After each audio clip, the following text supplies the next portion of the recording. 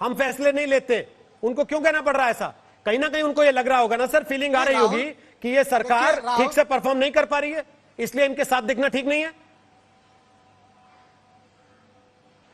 नहीं, राहुल गांधी जी ने उस मुद्दे पे नहीं बोला है। उन्होंने कोई पत्रकार ने उनसे पूछा कि आपकी सरकार वहां है, तो उन्होंने बोला हमारा समर्थन है, पूर्ण बहुमत से हमारी सरकार नहीं है, तो हमें मिलजुल के जो कॉमन मिनिमम प्रोग्राम है उसी लेवल पे काम कर सकते हैं, मन में अकेले अपने जो निर्णय होते हैं वो नहीं ले सकते। ये उनका मेरे ख्याल से जो बयान है उस हिसाब से था।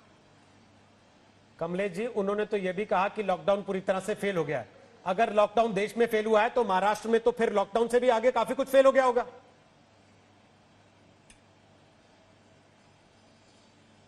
नहीं, लॉकडाउन फेल हो गया, देखिए पूरे हिंदुस्तान की बात नहीं, पूरे वर्ल्ड में हो रहा है। अमेरिका जैसे समृद्ध देश में 1 लाख लोग मरे हैं, तो आप राहुल गांधी से सहमत नहीं है? फ्रांस में मरे हैं, हर जगह आप देख रहे हैं। शिवसेना राहुल गांधी की बात से सहमत नहीं है कि लॉकडाउन फेल हो गया? मैं उस बात से सहमत नहीं हूं, क्योंकि लॉकडाउन पे हमें नहीं, शिवसेना उनके बातों से सहमत है, लेकिन लॉकडाउन में जो काम करना चाहिए हम सबको मिलके, वो आज मदद की जरूरत है। आज हमें राजनीति कम करना है और सेवा ज्यादा करना है, क्योंकि देश की जनता जो आज परेशान है उनको मलहम लगाने की जरूरत है, गजब की स्थिति है सर। जरूरत है उनके लिए आप काम करना। एक तरफ ये कह रहे हैं कि हम और राहुल गांधी बिल्कुल साथ साथ हैं, दूसरी तरफ आपसे जब राहुल गांधी का सवाल पूछता हूं तो आप ये कहते हैं कि इस समय राजनीति नहीं करनी चाहिए। चरण सिंह सापड़ा, ये कैसा गठबंधन है जिसमें राजनीतिक पार्टियां एक साथ हैं लेकिन एक दूसरे पर ही आरोप लगा रही हैं कि ये राजनीति कर रहा? और ये भी वो कह दिया उन्होंने साफ साफ, चरण सिंह सापड़ा, कि लॉकडाउन फेल है, इस बात से वो सहमत नहीं है राहुल गांधी की। बोलिए चरण सिंह सापड़ा। देखिए, श्री राहुल गांधी जी ने क्यों कहा कि लॉकडाउन फेल है?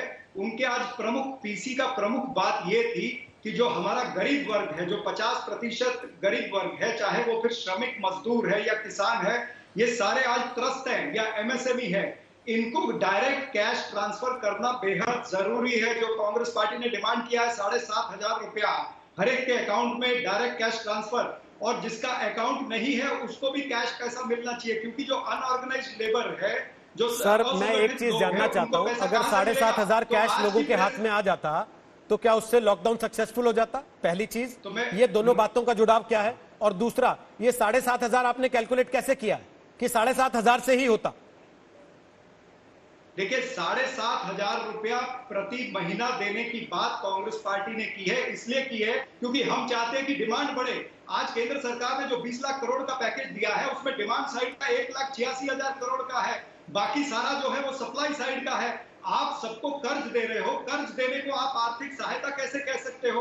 आर्थिक सहायता तब होती है जब कैश पैसा किसी की जेब में जाता है। आज अगर मजदूरों की जेब में, गरीब लोगों की जेब में पैसा होगा तो वो सामान खरीदने के लिए जाएंगे। आज मजदूर क्यों पैदल चल के गया? क्योंकि उनकी जेब में 730 रुपए और 840 रुपए नहीं थे ट्रेन की टिकट लेने के लिए, इसके लिए वो लोग पैदल चले गए। तो मजदूरों के जेब में पैसा होगा तो डिमांड बढ़ेगी, डिमांड बढ़ेगी तो सप्लाई चेन भी चलेगी। तो बड़ी अजीब सी स्थिति है कि पहला सवाल मैंने राहुल जी के बयान पर आपसे पूछा तो आपने कहा कि उनके बयान को तोड़ मरोड़ के दिखा रहे हैं, वो किसी और संदर्भ में था, सरकार में हम पूरी तरह से भागीदार हैं। अब मैं पूछ दूंगा कि महाराष्ट्र में 7,500 क्यों नहीं दे रहे हैं, तो आप कहेंगे कि वही वाली बाइट चला दो राहुल गांधी की, क्योंकि यहां हम फैसला लेने वाले नहीं है, फैसला इन दोनों को लेना है। नहीं, मैं बिल्कुल आपको इसका भी उत्तर देता हूं।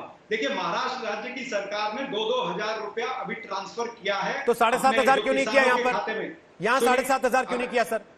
आप मेरी बात पूरी तो होने दीजिए ना, मेरी बात पूरी होने दीजिए कि और भी योजना बन रही है इसमें और केंद्र सरकार से आर्थिक मदद की जरूरत है। तो यही बात तो केंद्र सरकार भी कह रही है कि हमने भी इतने ट्रांसफर कर दिए, बाकी कर रहे हैं। वहां आपकी सुई 7,500 पे अटकी है लगातार।